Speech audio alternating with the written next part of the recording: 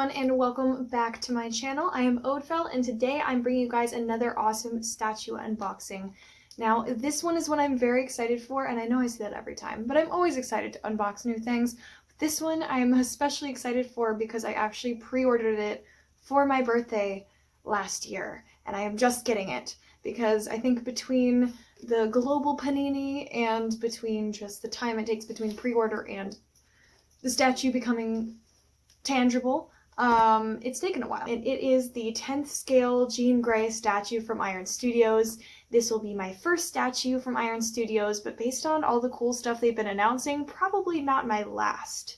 The thing I'm really excited for about this statue is that it is Jean Grey as Jean Grey. A lot of times Jean Grey merchandise is the Phoenix, which the Phoenix is cool. I prefer her as normal Jean Grey, but as you can see by my shelf of Jean Greys, it's really hard to come by stuff that isn't in Phoenix form, so I am very, very excited. So let's go ahead and get into this.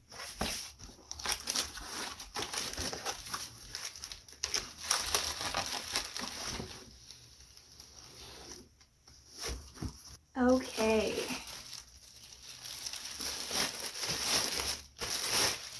As usual with my videos, we will do a quick rundown of the graphic design just because I know a lot of people like boxes and graphic design stuff, so we will go through this quickly.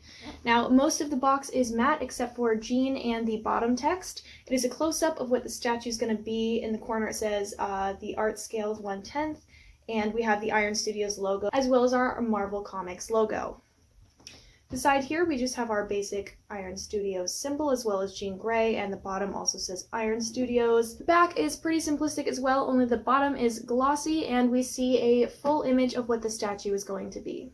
And on this side, we have a picture of the statue all in this nice blue. I love that the whole box is in her blue and yellow color scheme. And again, we have Iron Studios on the side. The bottom here has your basic information, you know, warnings in every language, as well as Iron Studios information and website, stuff like that.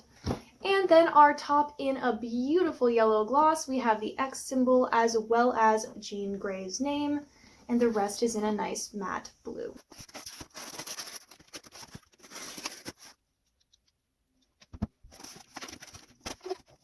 Okay, so it appears she comes in multiple parts, which I partially expected, but I'm also a little surprised. I wasn't really sure how this statue was going to be. Like I said, this is my first Iron Studios statue, so I wasn't sure if it was going to be more like the Kotobukiyas that come in parts, or if it was going to be more like some of the DC Direct statues that come in one kind of sculpted piece.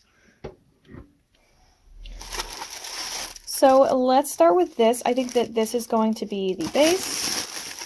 Oh my gosh, yes it is.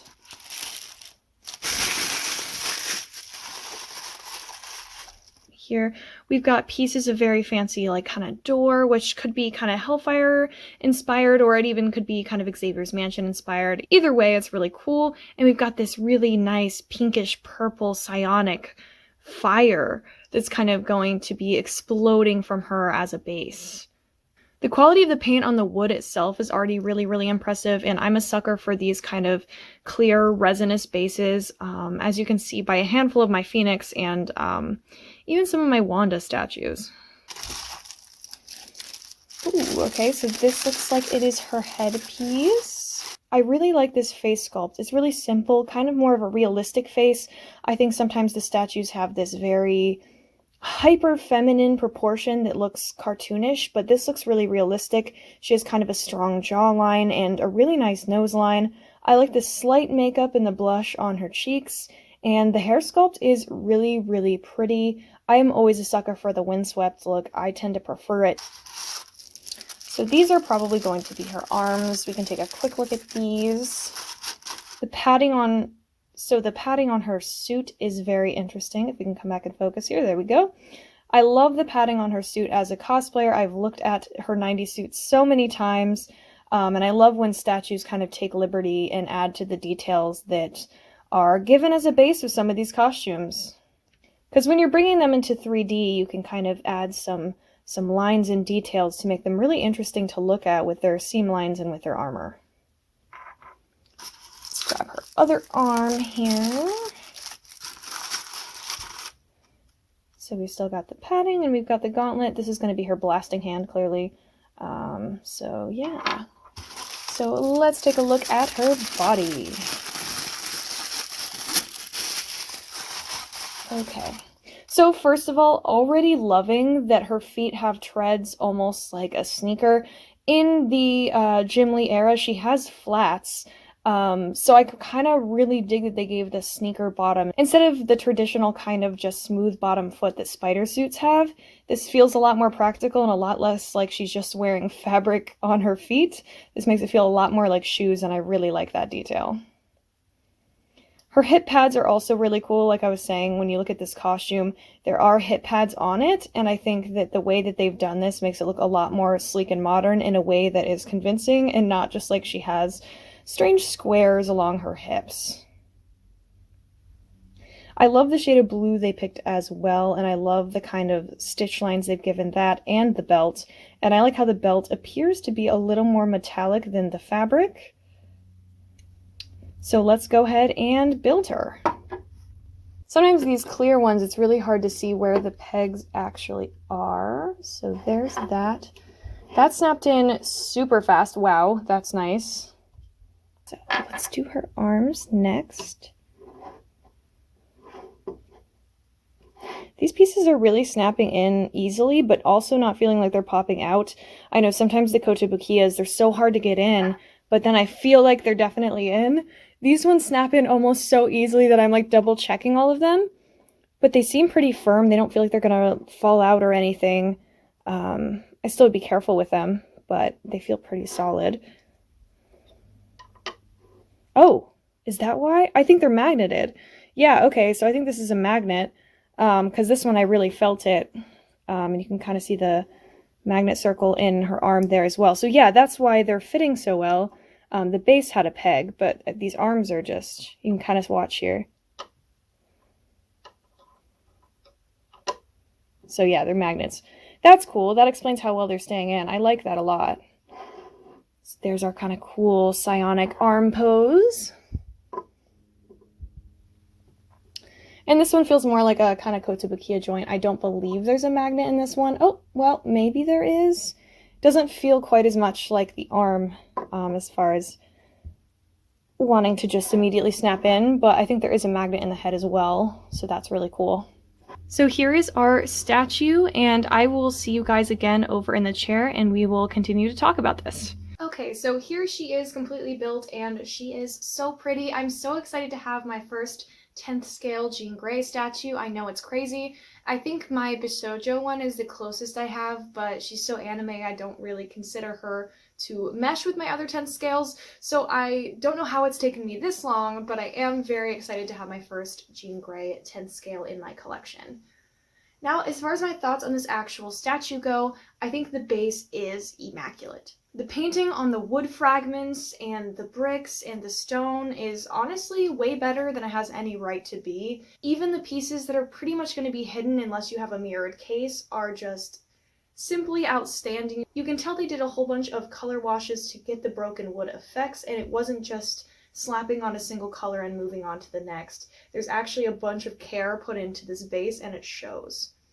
As far as the statue itself, I do like the kind of airbrushed looking shading on the yellow of her bodysuit, as well as the metallic undertones on the blue parts of her bodysuit. I will say, as much as I love her face and hair sculpt, I find them somewhat lackluster compared to some of my other statues. I don't know if it's in part that her eyes are whited out, or if it's just with how soft the makeup and effects are with her skin tone, but the face just kind of feels flat compared to the dynamic rest of this statue. It just feels a little bit kind of washed out almost, like her eyes aren't really a focal point of her face. The hair sculpt is really good, but I also find the tone of her red and the shading on the hair to be a little bit dull, again in contrast with how shaded and pretty the rest of the statue is. I just feel like with how vivid the pink is and how kind of bright and color pop the blue and yellow are, the head just kind of blends in a weird way.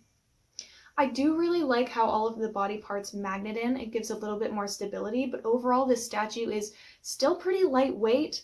I would say it definitely is a lot more like the kotobukiya type statues than it is some other companies. I know DC tends to be very heavy statues because they are cast, but this one really feels kind of lightweight and is probably going to mesh very, very well with my Kotobukiya style statues. So if you collect that and you were wondering how well these will mesh, I think they'll mesh pretty well. And I'm just really, really excited to finally have a Jim Lee era designed Jean Grey statue in my collection because they are so, so hard to come by, especially in the smaller scales that I like. So I just wanted to do a little bit of kind of comparative stuff with the Hasbro $20 Legend that just came out in the past year or so with the Iron Studios one, just because if you're into smaller scale collecting, honestly, the 6-inch figures tend to be a similar size to the 10 scales, give or take a couple inches. So if you're into small scales, sometimes I just like to compare other small scale options, especially when they have a price difference. As I said, this is in a 3-pack, so I think it goes for roughly like $60 or $70 because you have to buy the 3-pack,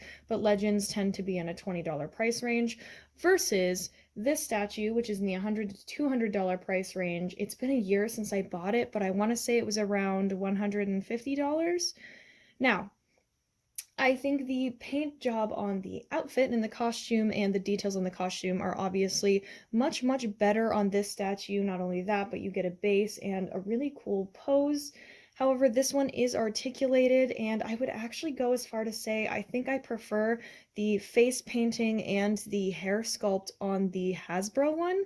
I think the hair is just a much more vibrant red that kind of goes with this 90s color pop outfit, as well as the length of the hair. I just really, really like the hair on this statue. I think it really works for Jean. That being said, this one also comes with a secondary head that you can do her iconic TV show ponytail. So if you're a fan of the ponytail, that's a bonus that this one has. But there's just something about the makeup on this. I think it pops really nice as well. I do like the kind of softness of her face, but as I said, with how bright this is, I just think that the face is a little too understated. They do both have the hip bumps, and as I was saying earlier with the added details, this is more canon to what it looks like in the comics and in the TV show. They did make it metallic gold in this, but I believe it's just the same color as her suit as these ones are, and occasionally you see it blue. And if you are by chance into bigger scale statues, Sideshow Collectibles has one that is very, very similar to this, with the pink fire base and the upgraded 90s Jim Lee style suit. The pose is a little bit different, but the statue is quite similar, and if you're into bigger statues, this would be one to definitely look into. However, much like the size, the price point is much higher. And let me know what you think down below about this Jean Grey statue. Am I being a little bit too harsh? Maybe, I don't know. If you liked this video, please like it, and if you want to see more like this, please subscribe and hit the little bell notifications, that way you can see every single time that I post. If you would like to pick what I unbox next, then make sure to check out my unboxing specific wish list that I'll put down below in the description.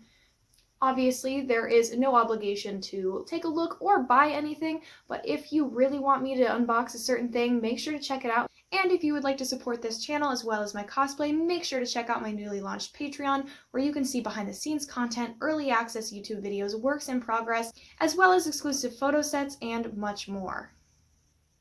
Thank you guys so much for watching, and thank you to my patrons who help make videos like this possible. Now let's get into the fan art. Special thanks to patrons who make videos like this possible: Jujucution, Jason T, Jeffrey R, and Hugo R. Thank you so much for your support this month. Additionally, special thanks to John Hafner for the amazing animation he created of my Jean Grey. Honestly, fan art like this just warms my heart.